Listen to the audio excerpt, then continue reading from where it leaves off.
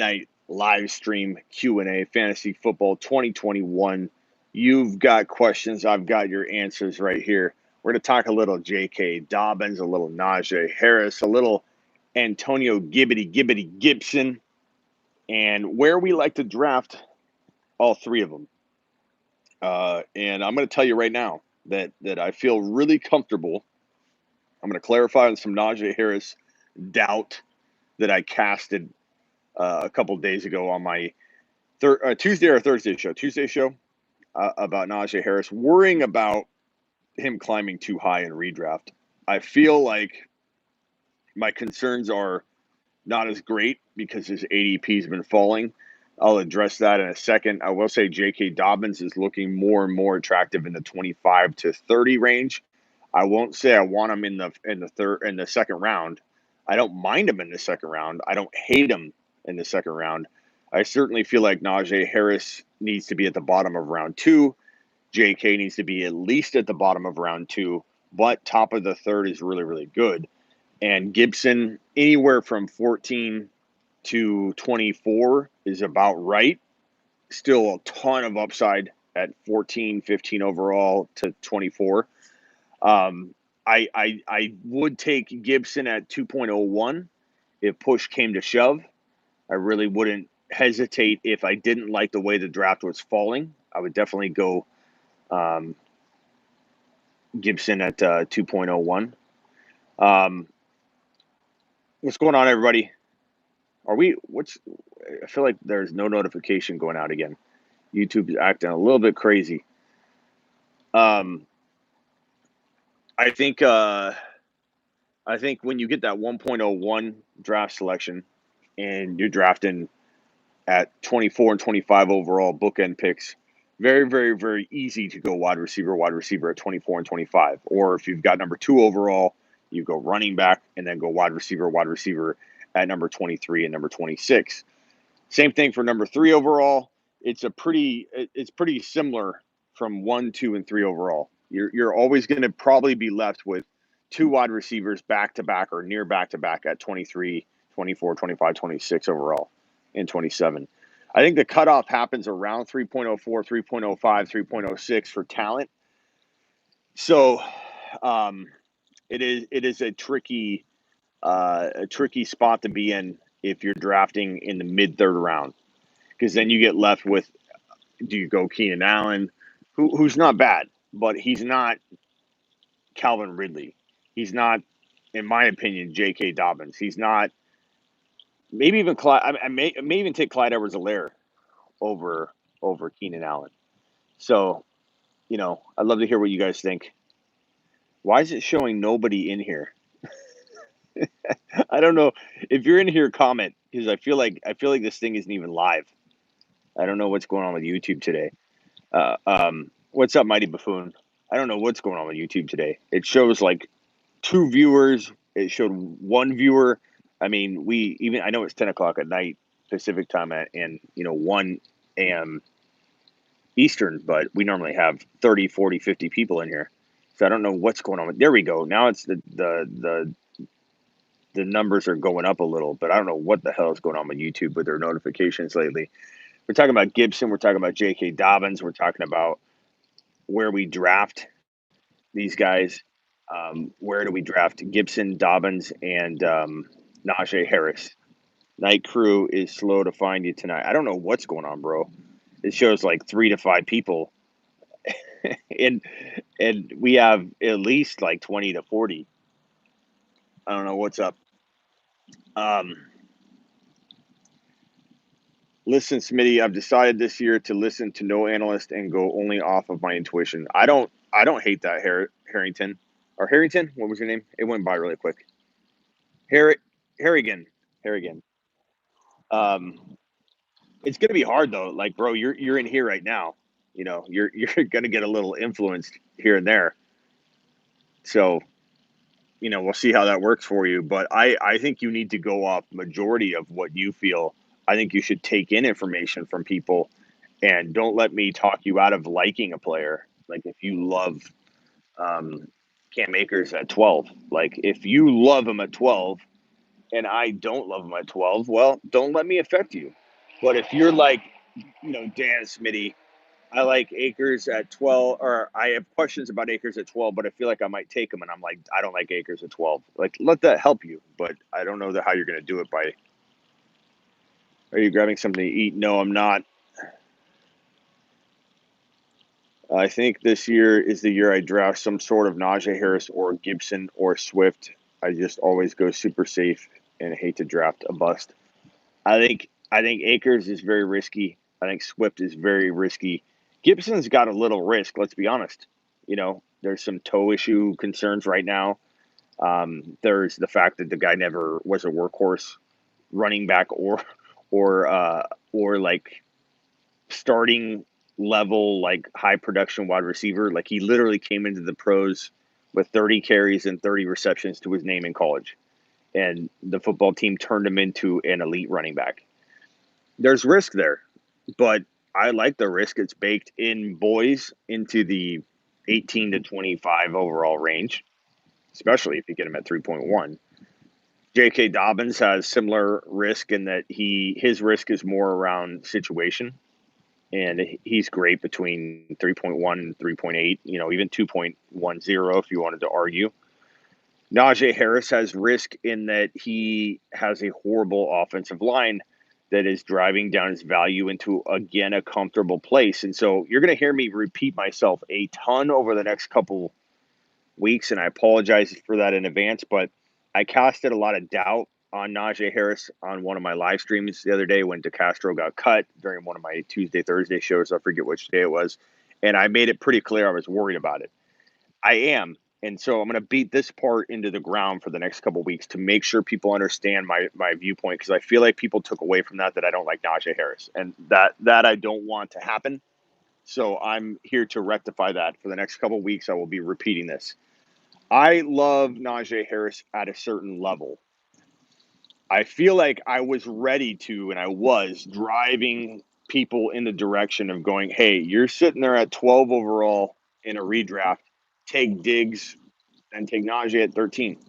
Like, don't force it. If JT falls or something crazy, Elliott falls, some crazy scenario, I'm okay not going Harris, or I was, but he was an option. You know what I mean? Kind of like Gibson's an option at 2.1. Should you take Gibson at 2.1? Not if you don't have to, but it's an option. If you don't like the way things are falling, it's a safety net, like, get out of like concern and get out of your head and don't make a mistake because you're rattled and you're like, oh my God, I need a running back. There's no running backs left. Gibson's your safety valve at 2.1. If you go Diggs, you go Hopkins, you go whoever you love at wide receiver at 1.12, and you don't feel like the running backs are going to fall, turn the safety valve. He's a little risky at 2.1, but he's got the upside to explode from that and become a top 5 running back. I was kind of getting there with Harris in redraft. I was, but the DeCastro release, and yes, they brought in what's his name, blanking on his name, who's got injury concern too, Trey. But I still feel like we're overdrafting him in redraft if we're taking him where we take Gibson early, or where we take Hopkins and Ridley and potentially DK. Like, we need to push down Harris in redraft back into the 14, 15, 16, probably more like 15 on. And then I'm very comfortable with Najee Harris as almost a little bit past the second round type of running back draft selection. I'm feeling okay about that. I don't know if I like him any higher than 15 in redraft. In Dynasty, Harris at the bookend 12, 13, I'm fine with. I'm still fine with that. If I had to rank these right here, Montgomery, Gibson, Clyde Edwards-Helaire, Harris, I would rank them Gibson, Clyde Edwards-Helaire, Harris, and Montgomery. And I would rank them in order of, like, if I'm slotting them into different draft slots, I would say Gibson in 15 to 3.1, Harris at 15, probably 16 overall, down on. And what's up, Todd? Todd, door gang. Door Gang checking in, the Door League. Clyde Edwards-Helaire 3.1 to 3.12. Probably not in the second round. And then Montgomery nowhere in round 2 at all.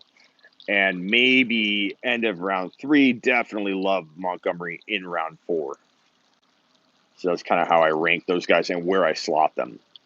But I again wanted to just completely emphasize the Najee Harris situation, and that I do really, really, really like Najee Harris. And I didn't mean for anybody to think that he was somebody that I wasn't pushing in 2021, or somebody that I was avoiding, or somebody that I felt was a risk or a bust. He's not. I love Najee Harris, and it's just a matter of where you take him.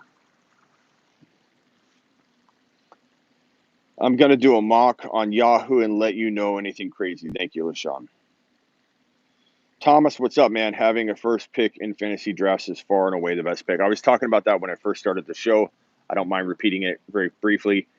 Number 1 is the only call. If you can pick your draft slot, I almost like don't even understand where people come from when they say, hey, Smitty, I can pick any draft slot I want.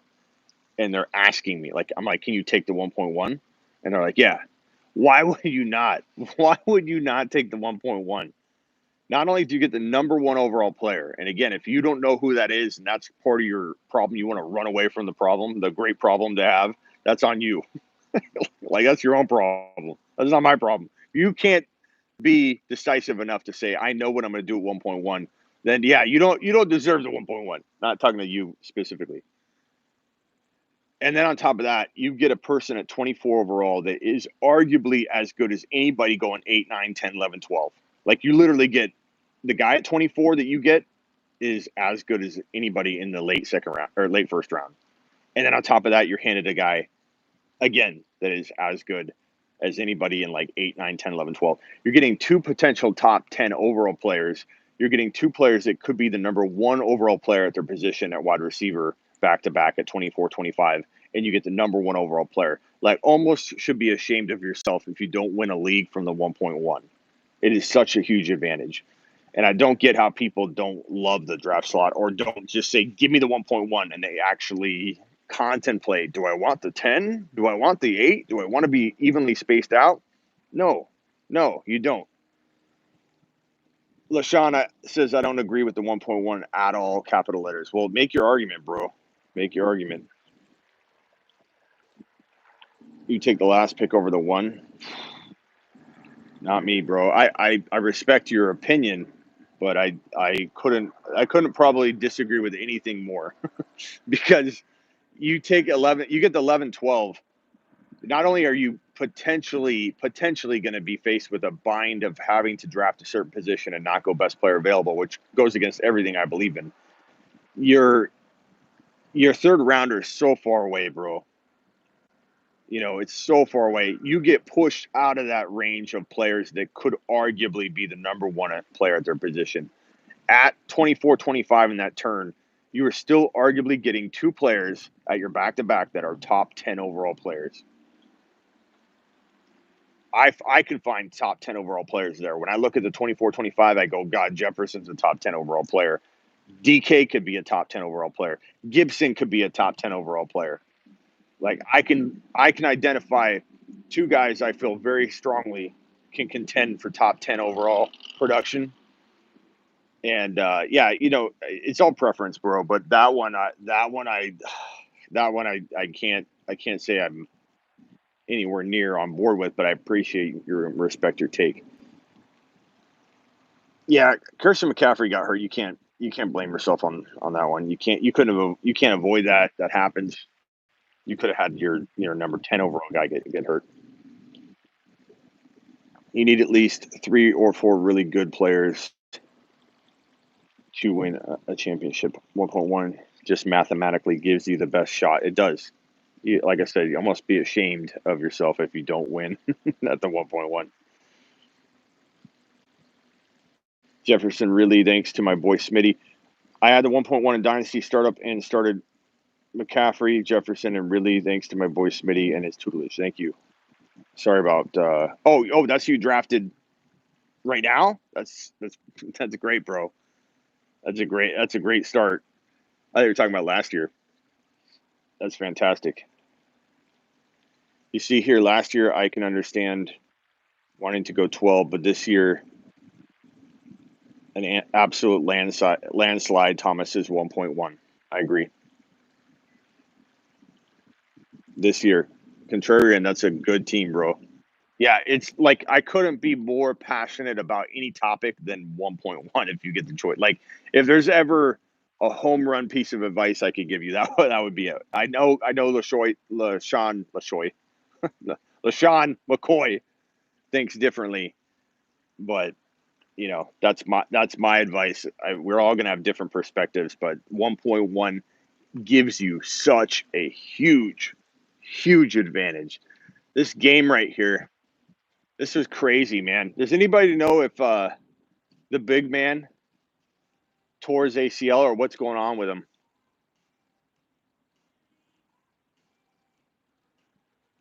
What happened to him? Does anybody know if he tore his ACL?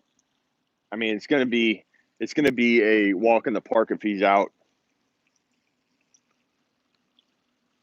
Sophomore class of football players this year in fantasy football is a nice breath of fresh air we desperately needed. Yeah, we injected a lot of good talent into the player pool.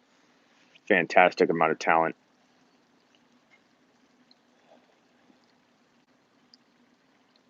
Mike Jones says, "Who is your 1.1, Smitty? Am I dumb for thinking Cook?" No, you're not. You're not dumb, bro. You could like Cook, Kamara, CMC.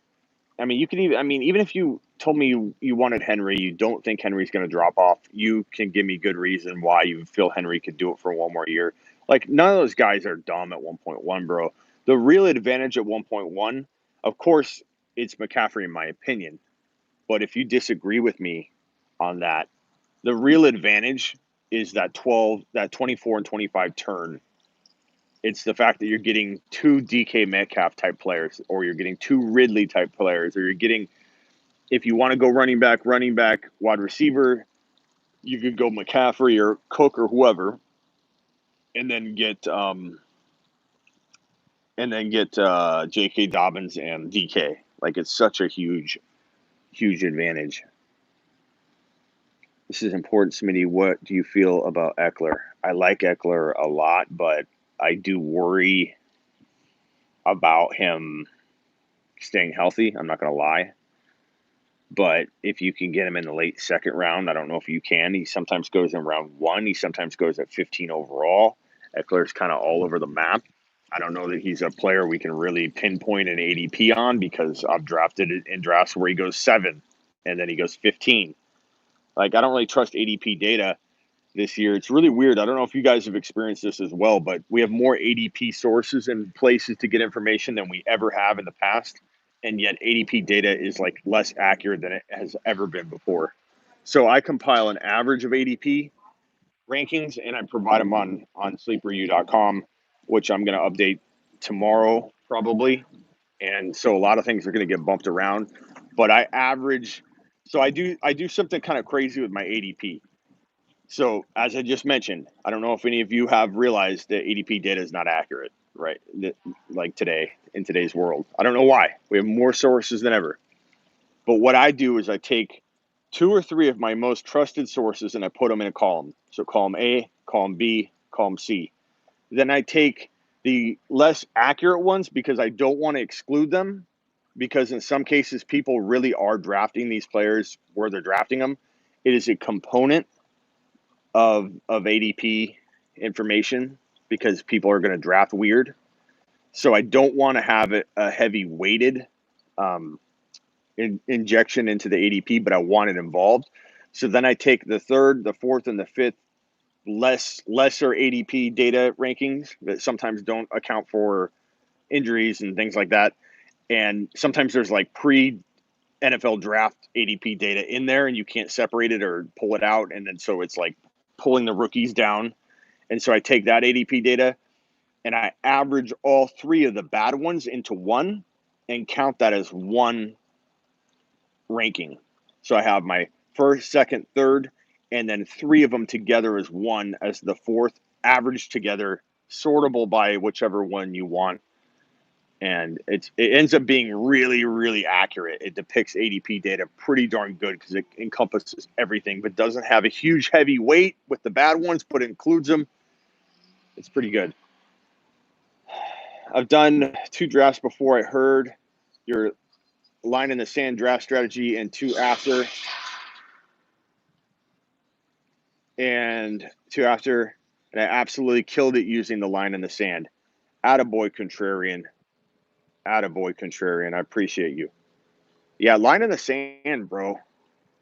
It's so obvious, but people don't use it. It was some truck. I don't know if he crashed or what. He didn't crash in anybody, but he's in a parking lot. I don't know what he did. Hit a speed bump and I think took the bed of the truck off. I don't know. Line in the sand is so easy, but yet people can't follow it. They don't want to follow it. It's so hard for people to implement it. It's as simple as you draw a line, okay, in your head or wherever, of where a player goes from high risk to crushing it. You know what I mean? And so, like a guy like Clyde Edwards-Helaire, my line, and I do have a line where I don't draft him, and that's in the second round. I not because I don't think he could earn second round value, but I want him to crush his ADP. So third drafted player, boom. Third drafted player, that's Clyde's line in the sand. I'm okay with that. Third drafted player, love it. J.K. Dobbins, third drafted player instead of second drafted player, boom, line in the sand, love it. Josh Allen in the 4th round. I don't care if it's 9 picks early. If I'm at 4.3, I don't like how the draft's going. Give me Josh Allen. Bring him on over to Team Smitty. Line in the sand, boom, crushes it. Justin Jefferson and CeeDee Lamb. Jefferson at 3.1 is just completely crushing it, but I reach into 2 if I've got to. Lamb in round 4.1 for Lamb and later is line in the sand, flips into amazing, completely exploding value. Love him. Herbert, 6th round. Like I take him in round 5, but Herbert, 6th round, love it. Love it. What's up, media? It's midnight Eastern, baby. It's midnight Eastern, bro. Everything's Eastern, media. You got to understand that. You're a Niner guy, so you're all about San Fran. Like everything's San Fran. Everything's Eastern, bro. Everything revolves around Eastern, but for you, because you're focused, hyper focused on San Francisco Bay.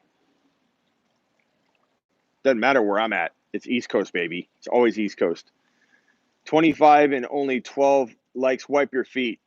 30 people watching now, only 15 likes. Wipe your feet. Suns in 6, absolutely, bro. What do I look like, an a-hole? I'm big on tight end. Troutman in New Orleans, I think he could be a steal late in drafts. I think Troutman could be okay. I think people are onto him. I don't think he's going to be a steal anymore. I think people are drafting him high enough. I like Tunyon. I really like Fant. And I love the idea that you're getting Fant at a value that doesn't consider that A-Rod could be traded to Denver at all.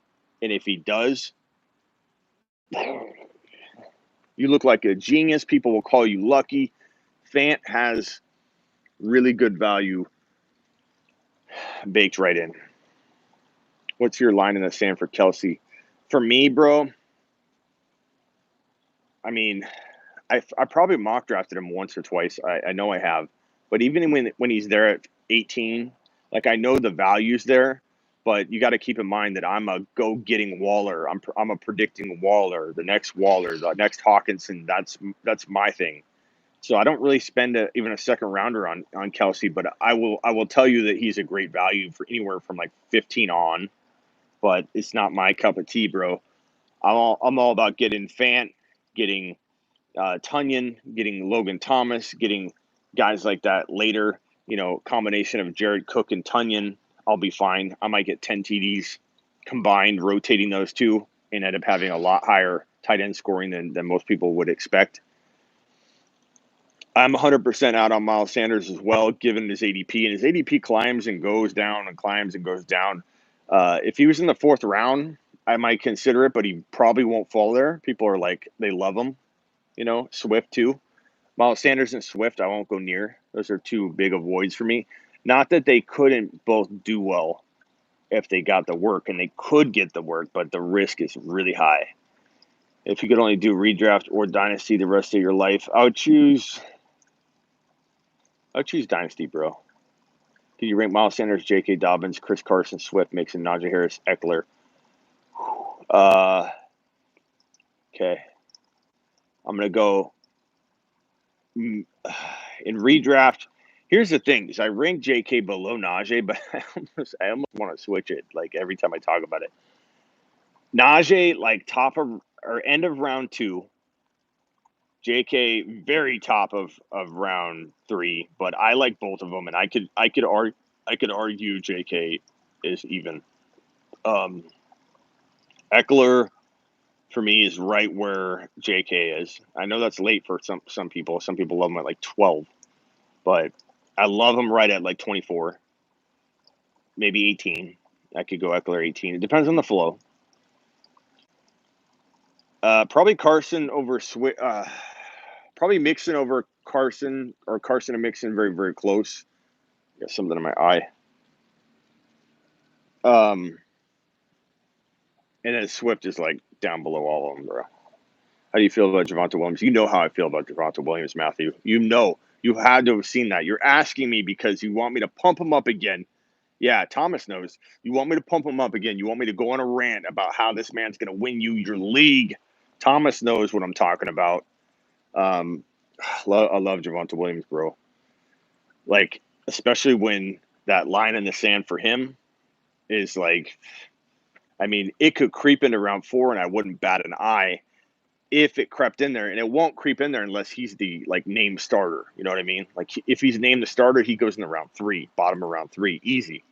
But don't take him anywhere higher than 5, and know that you're buying Javonte Williams at 5th round value, where he could disappoint you and probably still earn that 5th round value. You know what I mean? So I love Javonte Williams, bro. I feel like his risk is baked in, boys, easily in 5th round value, and he could win a league. And I can't get whatever's in my eye out. I like Mike Davis too. I just feel good about picking him. Then I feel sketch after picking who? Davis? Oh, I like Mike Davis a lot, man. I just feel like there is some risk to it, you know. There's risk to anybody, really, but he feels risky. He feels very upside worthy too, though. Like Mike Davis, I can see Mike Davis being one of those guys where everyone's like, "Jeez, man, how did we not see this coming?" He's like top 6 in rushing yards through week 5, or something crazy. I think he's more valuable in PPR in Atlanta, but you never know. Atlanta could just run the heck out of him. But I do like Mike Davis a lot. But you got to take him you got to take him where the risk is baked in, which is like round 5. Don't take Mike Davis earlier than 5. I had somebody talk to me today about round 3, and I'm like, no, bro. Like, let Mike Davis go. If anybody's gonna make you feel like they're gonna snipe you and take Mike Davis in round 3, let him. Like, other players will fall. But round 5 is where Mike Davis is pretty good value. Risk is pretty acceptable. Upside's very acceptable. He's got more upside than he has risk. Picture everything like a scale, okay? You got risk on one side, you got upside on the other. You always want to buy a player where the upside part of the scale is down a little more. You don't want to buy a player where the risk is like that. The risk is weighting down the scale, and the upside's not heavy enough to even get it to even. You ultimately want your player where it's down on the floor. The upside is so heavy that even if the risk is big, the upside is so heavy, you got to take them. You know what I mean? And Davis at round 5 feels like it's definitely heavier on the upside part of the scale, but there's still a lot of risk that the scale isn't all the way to the floor. I would say an example of a floor player would be Josh Allen in late round 4. I feel like that, an injury could take him out, but past that, he will crush 4.9 ADP. Mahomes would crush anything, late third, but I like Allen better in round 4 than Mahomes in round 3. I think Justin Jefferson, the scale is so weighted down to the floor in the third round. Lamb in the 4th or 5th down to the floor. Sermon in 10, 11, 12 feels like there's just no risk there. Like who you passing on to get Sermon in round 10? I'm taking Sermon earlier than that. I'm taking Sermon at 8 sometimes. Depends on the flow of the draft. Sometimes I get Sermon in 10. Sometimes I have to take him at 7.10, because running backs are flying off the board. I cannot tell with Kenny Golladay what you got on Smitty. I think we all feel that way about Golladay, bro, because we saw Golladay get ranked. Remember DJ Chark was a top 10, 12 wide receiver overall 1 year ago? 1 year ago, we were talking of DJ Chark as number 10, 11, 12. And Golladay 6 to 10. And Chark completely busted. And Golladay completely busted. So I think we're a little fearful that, we're not ranking Chark back up there. Why are we ranking Golladay back up there? Well, Golladay proved maybe a little more. Not really. I mean, Chark had a good year the year prior. Really good year. So I think we're just like, what have you done for me lately? And that's going to grab a hold of our evaluation a little bit, and rightly so. I don't know.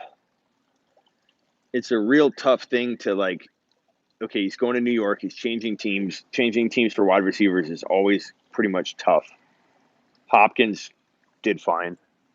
This parking lot, as nice as this area is, it's a really nice area. This little area. There's always madness going on in the parking lot. Screaming, yelling, fighting, trucks crashing. Golladay feels very high-end wide receiver 2 capable, but you want to draft him as late as possible. Like wide receiver 3 would be ideal, but I don't know if you're going to get Golladay at wide receiver 3 value. You might. It depends on the draft, right? Favorite fantasy weekend of the year: NFL kickoff weekend, NFL draft weekend, championship weekend in most leagues. It's a good question. I don't know, man. I like all those. Let's say kickoff probably. I don't know. Maybe the draft. I'm not saying I don't love the season, but I love the off season 10 times more than the end season. I know that sounds weird, but I love the point where we're all trying to, I'm providing information for you guys. I'm doing the info gathering, and I love that part more than anything. I like when the season starts, a little bit of me gets depressed, a little bit of me, but I'm coming at it from a different angle than you guys. Like I'm coming at it from, I provide content and information, and when we get into week 1, I'm on the strict schedule. I got to do waiver wire on Monday. I got to do start bench advice all week. I got to answer 50-50 calls all damn day, like Golladay or Curtis Samuel. And I'm like, well, week 1, I like Golladay. He's going to do well. And Curtis Samuel has 110 yards and a touchdown. Golladay pulls his hammy and doesn't play. Like answering those kind of questions, it's different for me. That part of what I do, I love the off season, no planning. I wing everything. I do a show on a player if I just have a gut feeling on him. I do live streams here, live streams there, whenever I want. But during the year, it gets very regimented. And for whatever reason, we got 22 mother freaking thumbs up and 41 to 50 of you in here. Punch the button for me. I'm out here in the middle of the night, almost getting shot and chased in the streets of Phoenix. At least give me a couple thumbs up before I get capped. But I will say, in terms of like a spectator, like me watching football, not thinking from an analyst perspective, I'd probably go with opening day. But I love the NFL draft, bro. I love the NFL draft. I love scouting. I love, like, more so, like, looking back at this NFL draft, we were very, very spoiled. And I'm afraid that we're going to go into 2022 expecting the NFL draft to go the way it did in 2021, which was so offensive driven, like skill position, fantasy driven, quarterbacks, wide receivers, running backs, tight end in the top 5. Like, it was crazy. We got spoiled, and I think we're going to be really let down in 2022. I don't know. We'll find out. We'll find out. Thank you, McCoy. Matthew WYA, what's that mean? Is it some acronym for something that I should know? Then if he goes the wrong way, they get pissed at you. Yeah, people do. I mean, like, here's the thing, man. As I'm getting older, I'm learning to not say yes to everything. And what I mean by that is everything in life, bro. Like, somebody asked me to do something, I just learned not to say yes. Some idiot does some weird handshake with me, and I don't feel like doing it. I just say, I'm not doing that. Like, I'm learning to say no and yes where I want to in life, okay? And so when someone asks me Curtis Samuel, or I don't know, someone give me a really close call. Give me a really close call. Someone give me a really, really close call. Like, a start bench advice call. Like, James Conner versus Chase Edmonds. I don't know. Like, I'll tell people no. I'll tell people no. I'll be like, I don't know. I know you're asking me for my advice. I'm tired of just coming up with an answer for you. I learned that a few years ago. Monty Clyde. No, it's an easy one. Clyde. Come on, contrarian. Adams with Rodgers or Tyreek. I'm talking about 50-50 calls, like Thielen versus Curtis Samuel. Especially when one feels like a more obvious choice, and you tell somebody, yeah, no, bro, you got to go Thielen or whatever. He's a lock for this, and then Curtis Samuel comes out and has 150 and a touchdown. Claypool, DJ Chark, perfect. My natural instinct would be go with Claypool. He's the touchdown go-getter. I really like Claypool in 2021 more than most. I think he's the guy to own of the Pittsburgh wide receivers. And so I would choose Claypool and watch Chark come out and drop 150 and a touchdown. It sucks, man, giving advice on 50-50 calls, because it literally is a 50-50 call. You're going to get, on a good day, 60% of the 50-50 calls right. You're not going to even be in the 80s. You're not going to be in the 80s. You're going to get, it's like flipping a coin. You're going to go on one direction, probably like 10 points. You're going to either be 60-40 or 40-60 or 50-50. James Robinson, Mike Davis, perfect example. I'd be like, okay, so you come to me, Mike, and you're like, Mike Davis or James Robinson week 1. And I'm going to be like, no, no, I'm not answering it. You can't force me to answer it, Mike. You can't force me to answer that question. I refuse to answer that question. That's what happens when you get old, bro. It's okay, McCoy. I'm getting excited about fantasy football. Just listening. I don't even remember what you said, McCoy, to be honest. I see so many faces and talk to so many people I don't remember. So good for you, right? Like Mike Davis or Myles Gaskin.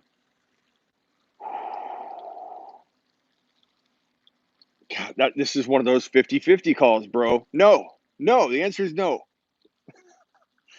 Because I want to say Mike Davis, like, pretty easily, and then Gaskin's going to come out and prove me wrong that they will lean on him. He will be effective. He rips off a 75-yard touchdown run in week 1. Like, that's the kind of stuff that drives me nuts. That's why I love the end season. I just love the offseason and preparing everybody big picture-wise, not so much 1 week at a time. I like the 1 week at a time stuff. I don't mind it. It is fun. There's some fun stuff about it. But being regimented to doing this show, that show, like, I like to cater my in-season content, and I think I'm going to do this more in 2021. I think I'm going to focus less on the – I can't focus less on the start bench advice to some degree because you guys asked me about it in the super chats and all that and on Saturday nights, and that's fine. I don't want to redo that, but my structured videos throughout the week, I don't know how much of it I want to be start bench or the close 50-50 stuff. I want it to be like, go acquire this man right now before he explodes. Let's say Gibson starts off 2 weeks in a row bad, and everyone's like, crap, Gibson is not what we thought he was. He's about, I'll be like, guys, now's the time to strike on Gibby. Like those are the videos I love. And every year, I'll probably focus more on that than anything if I can. But every year, 4, 5, 6, 10 guys end up dropping nothing burgers in like weeks 1, 2, 3, 4. Sometimes there's been a player that's been elite that like stretched it out to like week 7, busted for 7 straight weeks. Lamar kind of did it last year. But I want to say it was like, I don't know who it was, Hopkins or AB, several years ago. Like went all the way to like week 7 or 8, and it was like I was at the point where I kept every week. I'm like, go get him. Week 4 he did bad. Go get him. Week 5 he did bad. Go get him. Week 6, and then by the time week 7 came, I'm like, crap. Like I'm starting to lose a little faith, but maybe go get him. And then he blew up the rest of the way, and I'm like, damn straight. Like that's what I love. Nick Chubb or Tyreek, pick 1.10. Probably going with Tyreek myself. That's where I go Tyreek and Gibby. You know what I mean? Versus going Chubb and wide receiver. Although Chubb and like DK, Tyreek and Gibby, I mean, you could argue Chubb. I don't know. I go back and forth on Chubb. Chubb worries me, but he's still got enough upside that I'm not fading him, but I'm just not excited to draft him any higher than I have to, and I'm probably letting him fall just a tad bit more than I should. But I just fear injury with that guy. Buy low, sell high videos, Mike. You like those better? Yeah, 50-50 starts are just it's not as fun to me. I'm not as into it. I don't mind it. I'm not saying don't ask me those questions when the season comes. I won't get mad. I won't tell people to take a lap. Like it's part of it. You guys have start bench advice. That's a big component of what you need from me or a show or from anybody. But I definitely enjoy the trade for how to cook up a trade.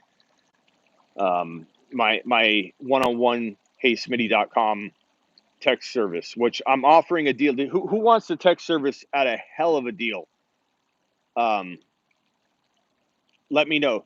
DM me on Instagram if you want a killer deal. I'm going to offer a potential discount and cut for any people that want to get it in the next couple of days. So let me know. Just love your in-season content when you give analysis and buy lows after the games. Yeah. And Miles, if you want to be on my Zoom calls, bro, all you got to do is go to youtube.com/a fantasy football show, my main YouTube page, click home, or however you want to get there. Click on my homepage on YouTube and click the blue join button, and you can get in on the Zoom calls. It's a YouTube exclusive group, and it's a monthly thing. You can cancel anytime through YouTube. It's all done through YouTube. And basically, I do a Zoom call, 2 Zoom calls on Sundays where we all jump on a Zoom call. We talk about, we do one at the halftime of the morning games. So as soon as it becomes halftime of the morning games, we jump on the Zoom call for the entire half. So about 15, 20-minute call. And then as soon as it's halftime of the Sunday night game, we jump on the Zoom call, which is the most important one because when you think about it, every game on Sunday is essentially played except that last game we're at halftime on Sunday night. We jump on the Zoom call and we go over all the stuff fresh in our mind. Like, that's when we're like, hey, oh my God, did you see so-and-so? Like, you got to trade for him now. He looks great. So make sure you check that out if you want to be on those 2 Zoom calls every Sunday. Halftime of the morning games, halftime of the Sunday night game. We're live on Zoom, and anybody that's in my exclusive YouTube group gets in.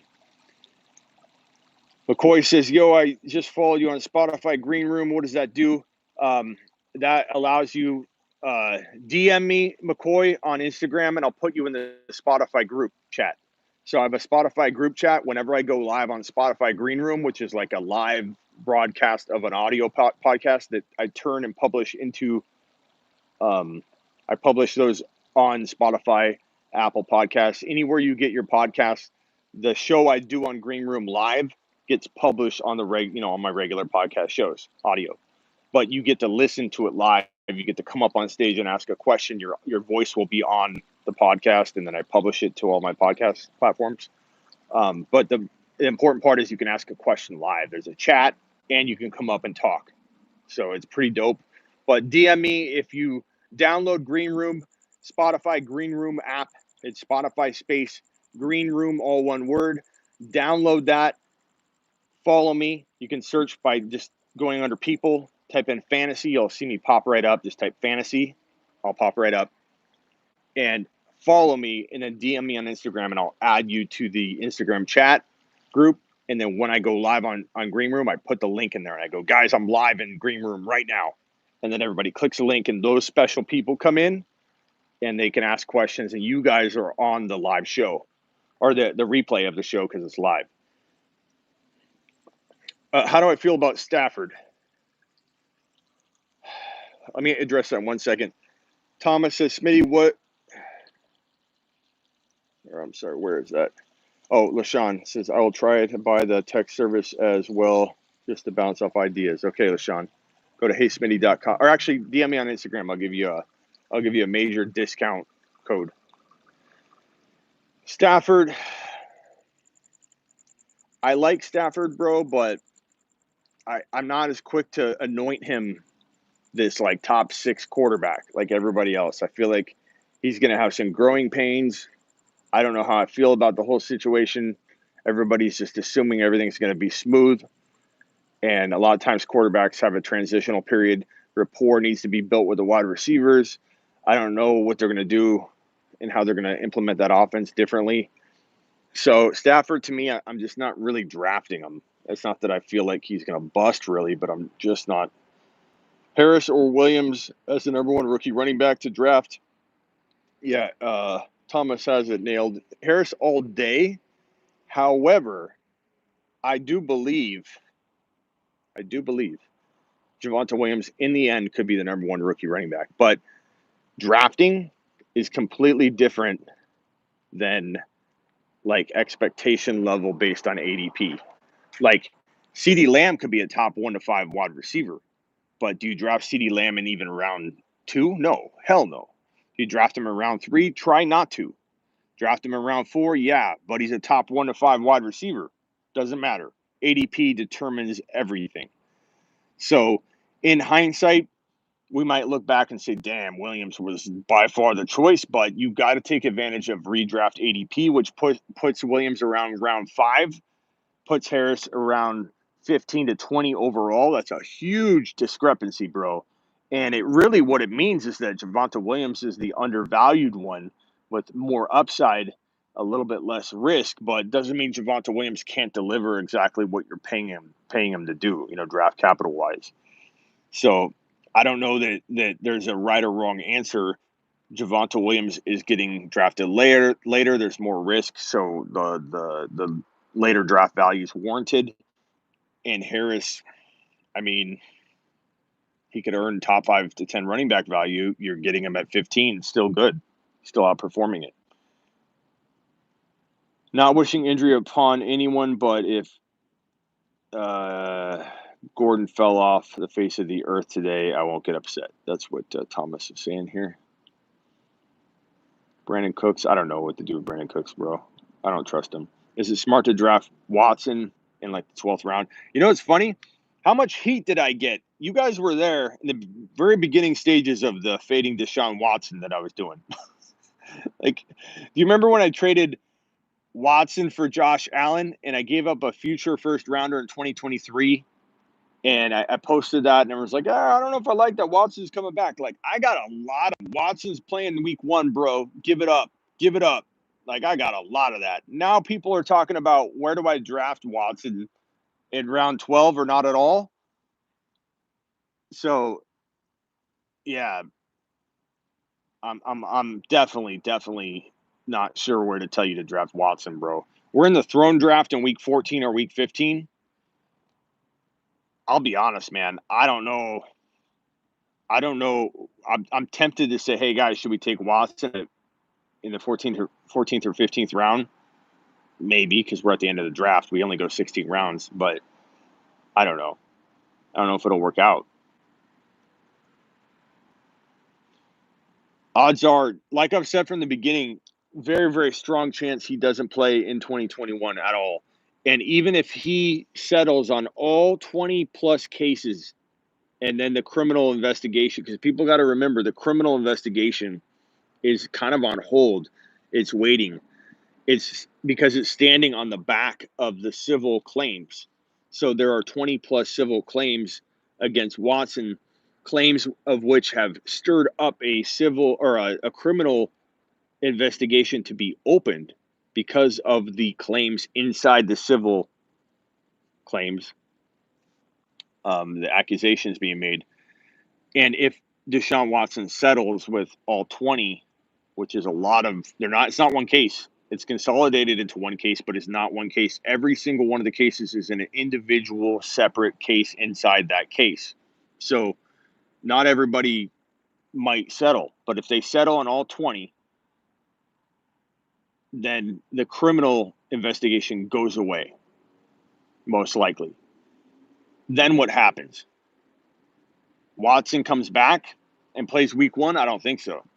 The NFL definitely won't let that happen. The NFL is probably going to suspend him, I would say, at least half of a season for the actions that he admitted to doing. If anybody hasn't delved into that, there's some pretty graphic stuff. And the NFL is going to say, look, this is a bad look, bro. This is a bad look. What you did is a bad look. We're suspending you half of a season.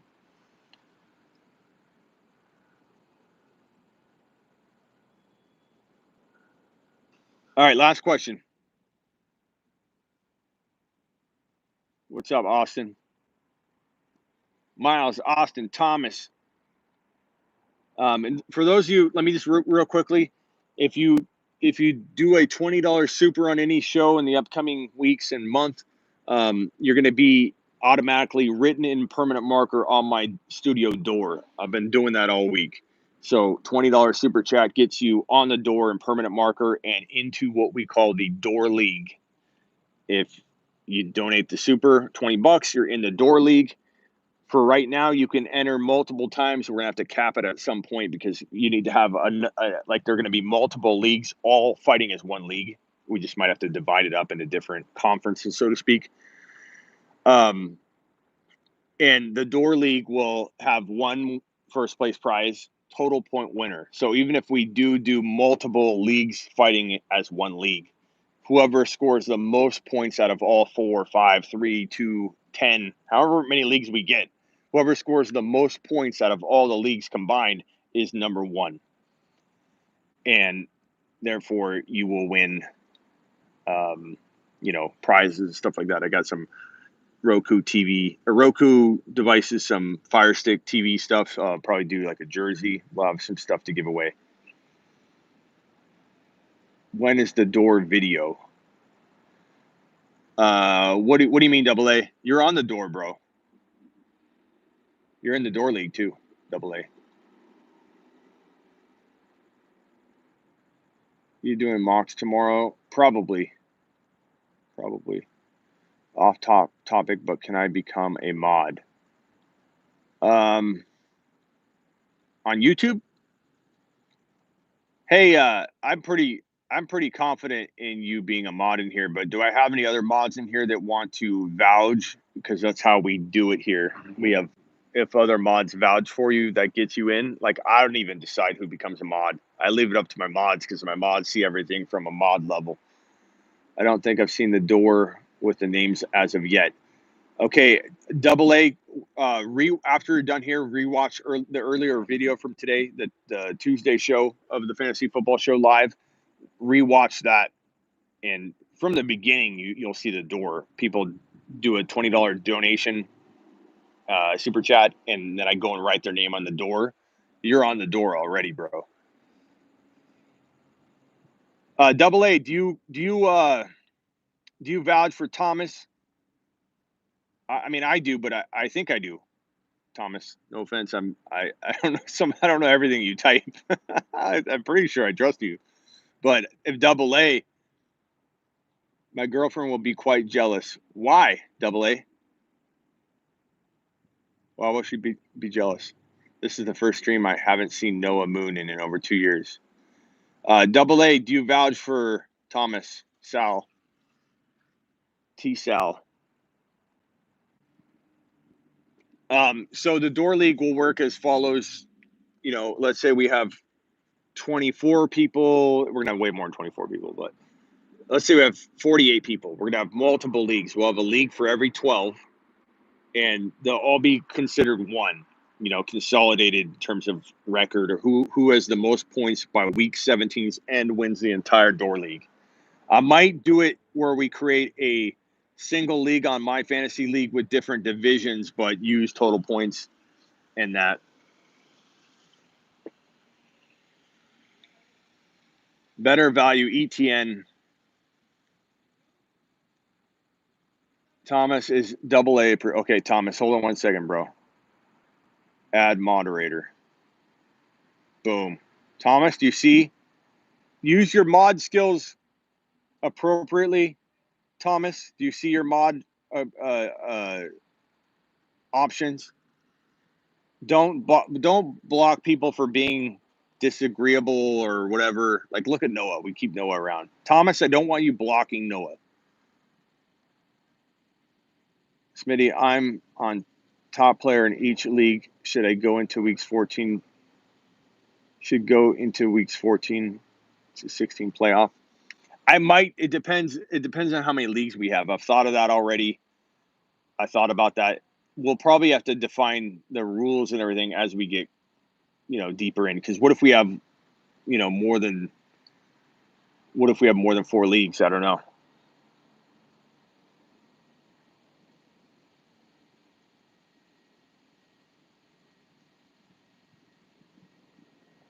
Yeah, timeout's better than timeout, and then maybe ask me if you feel like but if someone comes in here with hate speech, immediately ban them. You know what I mean?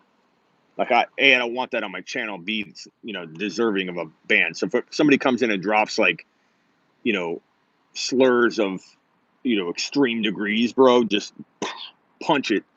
But if someone comes in and they're like, Smitty, I don't like you, it depends on how they react. If they come in and just say, Smitty, I don't like you, I don't like you, I don't like you, I'll probably take care of it. But if it's somebody just says, I disagree with that take, I don't want them banned, but people can't be disruptive either, or we put them in timeout. And then, bro, if somebody's if you can tell, if someone's just trying to disrupt everything, trying to just tear apart, the channel or whatever. I don't care so much about me, but tear apart the channel and be disruptive. I believe those people should be banned. So, I usually smash most profanity as well. Yeah, don't ban somebody that drops an F-bomb or something, though. I don't want them banned from the channel, right, Double A? You're not doing that, right? I don't mind if the comments deleted or whatever, but I don't want anybody banned from being this mother effer. Do you have any fantasy expert interviews lined up? I don't. I was doing a lot of those in the earlier off season. Right now, I'm focusing more on content. The interviews are cool, but to a point, and then I start focusing more on my channel, not other people's channel. I like bringing Matthew Berry in once a year. I bring in Scott Hansen once a year.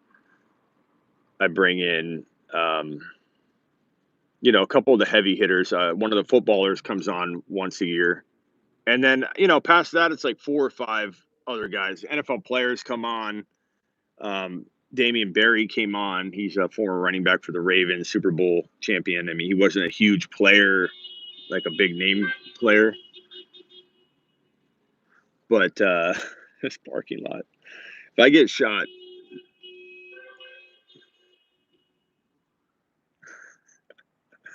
If I get shot, you know where to find me. Lou Molinati's. Yes, Kelsey at 1.6. I don't take him in the second round. Not that I hate it or it's bad value, but I mean, I don't take him in the second round because I'd rather take one of those top wide receivers. Bro, do what you got to do. I'm from Arizona, Phoenix, bro. Suns in 6, bro.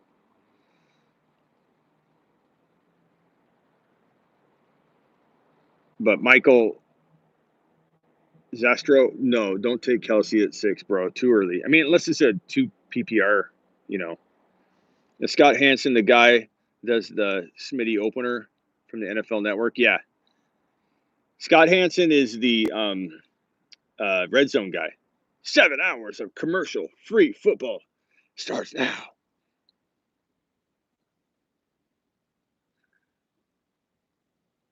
There's Noah. Suns choking. Suns are, the only thing you're going to be choking on later is the Suns win. Is it tomorrow night? Are they playing tomorrow night? I can't even keep up. I saw the Bucks lost. Oh my God! Did you guys see him go down? His knee. Giannis went down, and oh my God, his knee hyperextended. Is he done? Does anybody know if he's done for the whole playoffs? Devin Booker, Finals MVP. Attaboy, Miles.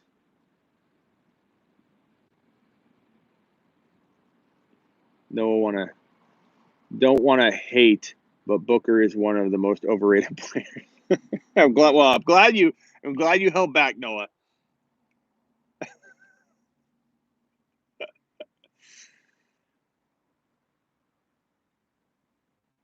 Yeah, Giannis. Everybody prayers up for him, but if he's out, I mean, it's Trae Young versus Booker in the finals, and I am so amped for that. Yes, I believe the Suns will win. Am I maybe biased? Probably, but who cares? I'm in Phoenix, bro.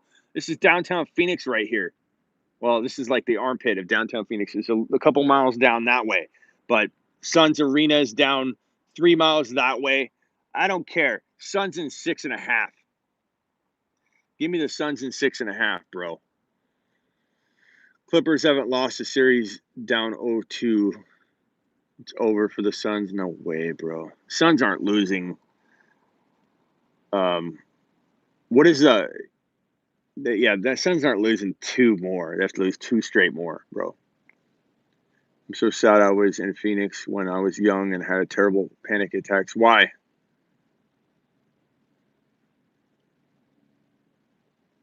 Ruined the beautiful area in Grand Canyon. I've never been to the Grand Canyon. I've lived here my whole life. I've never been to the Grand Canyon. No, I don't know why. I'm not sure. All right, everybody. I'm out of here. Before I get taken. before Liam Neeson comes and kidnaps me.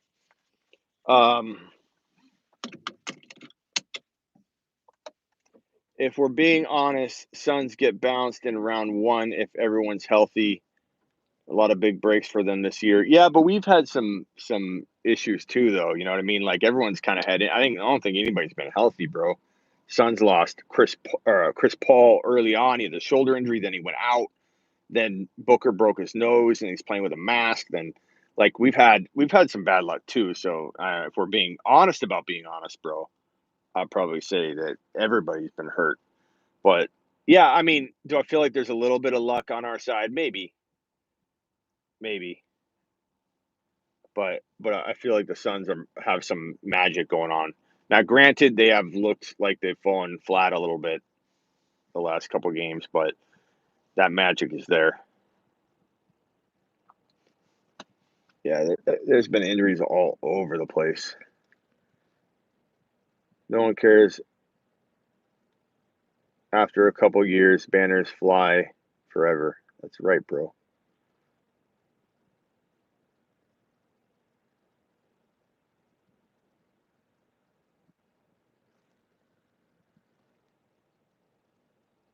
Nothing worse than when cars pull up next to you and they roll their window down and they're all tinted and you're like, shh, this is it.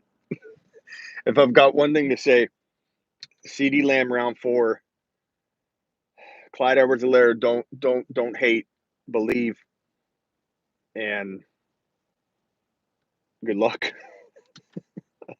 All right, later, everybody. I appreciate you. Peace out.